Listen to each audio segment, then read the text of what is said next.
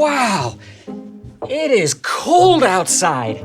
And to think I walked here in my bare feet. What? David, it's freezing outside. You can't walk outside with your bare feet. You'll get frostbite. Oh, you mean bare feet. What? No, I just keep those under the desk. I mean my bare feet.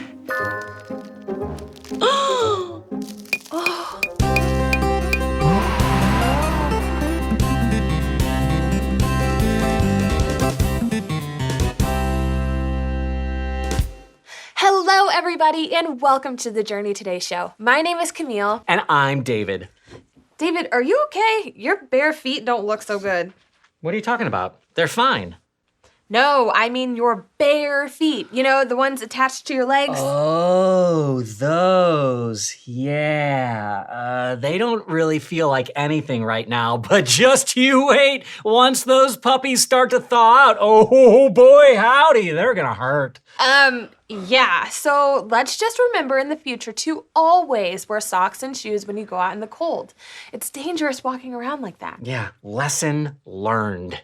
And hey, speaking of dangerous journeys, the guy in today's Bible story went on one dangerous journey, and he got really hurt too. And before you ask, Camille, no, he didn't get frostbite on his feet. I wasn't going to ask that. Well, you were probably thinking it, but you were just too shy to ask.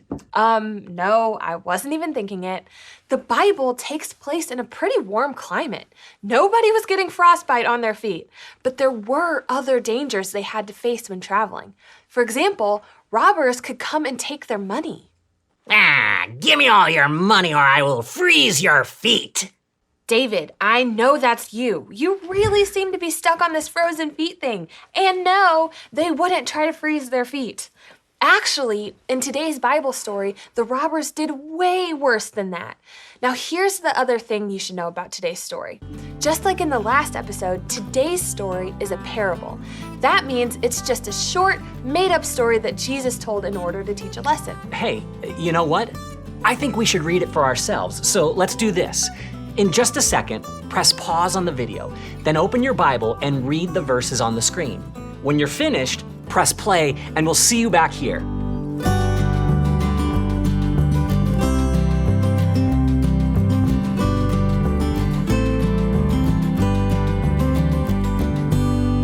Hey everybody, welcome back.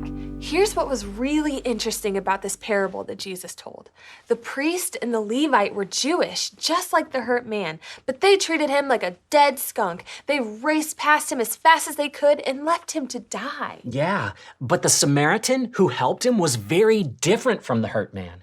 And more than that, in Bible times, the Jewish people and the Samaritans did not like each other. So when the hurt Jewish man saw the Samaritan coming, he probably thought, oh, great. He's not going to help me. He's probably going to finish me off. You're right, but that's not what the Samaritan did. Even though he was different from the Jewish man, he showed the man compassion. Whoa, big word alert! What exactly does the word compassion mean? That's a great question. Compassion means showing kindness to someone who is poor or suffering. One of the best ways to show compassion to someone is to treat them the way that you want to be treated. In fact, that's what Jesus said before he told this parable. It's our Bible verse for today. Jesus said, "Love the Lord your God with all your heart and all your soul. Love him with all your strength and with all your mind. And love your neighbor as yourself." Luke 10:27. In the parable of the Good Samaritan, Jesus said that our neighbor isn't just the person who lives next door to us. He said that anyone who needed help is our neighbor. In other words, everyone is our neighbor. That means we should show compassion to everyone, even if they're different from us. Yeah, but sometimes that's kind of hard. Sometimes people don't want to mix with others who are different from them, but compassion helps us to overcome that. Hey, you know what? That gives me an idea for a challenge. So here's what we're going to do. Take a look at this jar. It's filled with oil and green water. And as you can see, the two of them don't like to mix. The oil stays up at the top and the water stays down below. Camille, you and I have 1 minute to shake, rattle, and roll this jar so the oil and water will mix with each other and stay mixed. Now, when the time is up, we'll take a look to see what happens. So what's your hypothesis? In other words, what do you think is going to happen?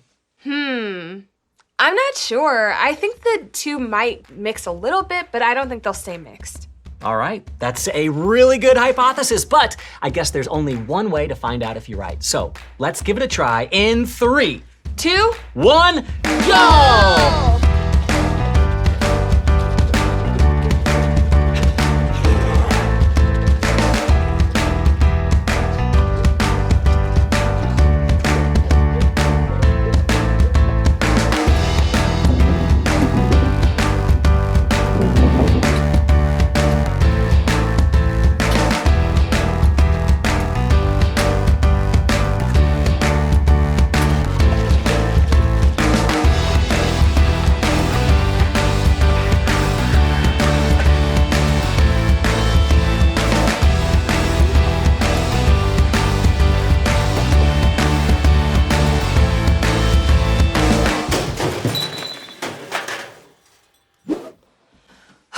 Well, that was pretty exhausting. Yeah, seriously, it really was.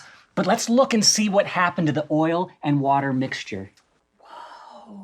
Take a look at that. I mean, it looks like they kind of mixed together, but I don't think they're going to stay mixed. Yeah, let's watch it for a minute and see what happens.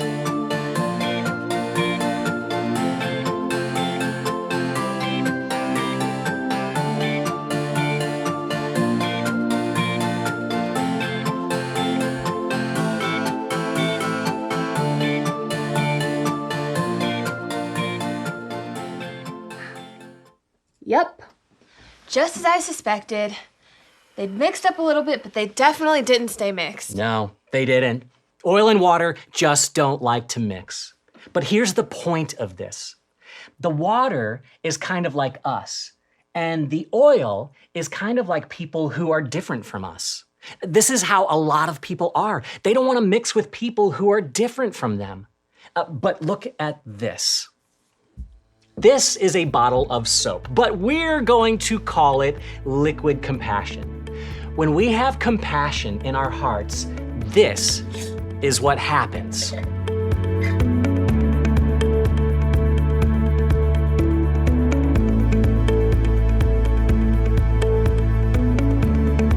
All right, let's squeeze even more in. There we go. Let's get it really filled up here with compassion. All right, I think we've got a lot in there. Okay, put the lid on, put the lid in. Now look at what's happening. You can already see that they're starting to mix up together. Give it a little shake. And then look at that. The water and oil are beginning to mix together. And this time, they'll stay mixed.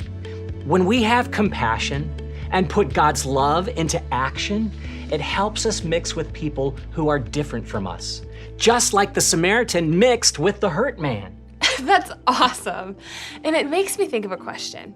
Can you think of somebody who's different from you? How can you show that person love and compassion? Press pause and discuss.